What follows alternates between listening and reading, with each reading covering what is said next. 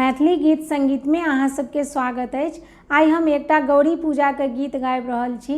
ई गीत यदि अहाँ सबके नीक लागे तऽ प्लीज लाइक शेयर और सब्सक्राइब जरूर करब। गौरी पूजन चलली किशोरी, संग में सखिया लेके ना। गौरी पूजन चलली किशोरी, संग में सखिया लेके ना।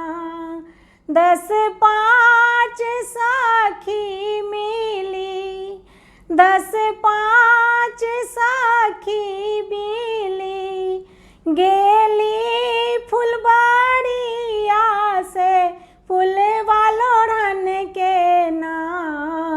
गिरजा पूजन चलली किशोरी, संग में सखिया लेके ना। गौरी पूजन चलली किशोरी, संग में सखिया लेके ना। फूलवाज चुनी चुनी, फूलवाज चुनी चुनी, भरलन चंगेरिया से गौरी पूजन के ना। गिरजा पूजन चलली किशोरी, संग में सखिया लेके ना। बेलपात्र खोटी खोटी, बेलपात्र खोटी खोटी, भरलन चंगेरिया से गौरी पूजन के ना।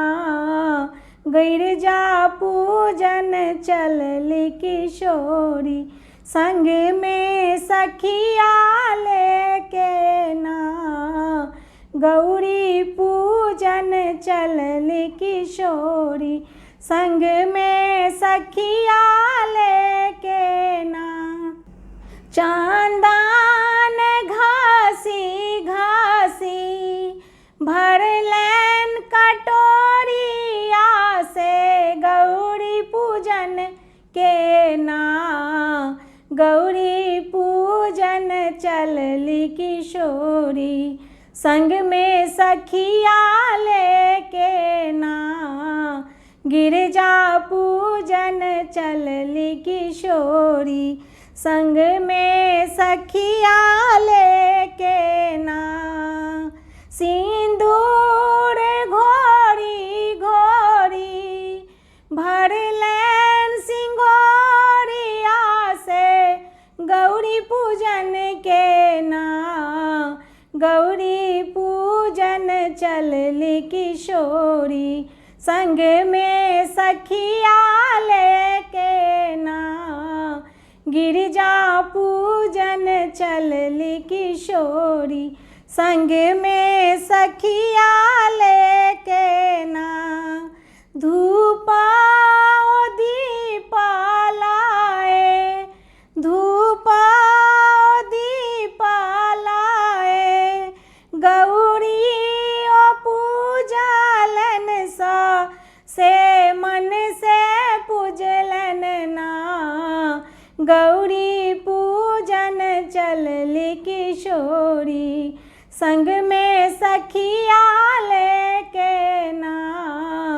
गिरजा पूजन चलली किशोरी, संग में सखिया लेके ना। गौरी ओ पूजी पूजी, गौरी ओ पूजी पूजी, वारा मंगाई छत से राम जी पहुन माना। गौरी पूजन चलली किशोरी, संग में सखिया लेके ना।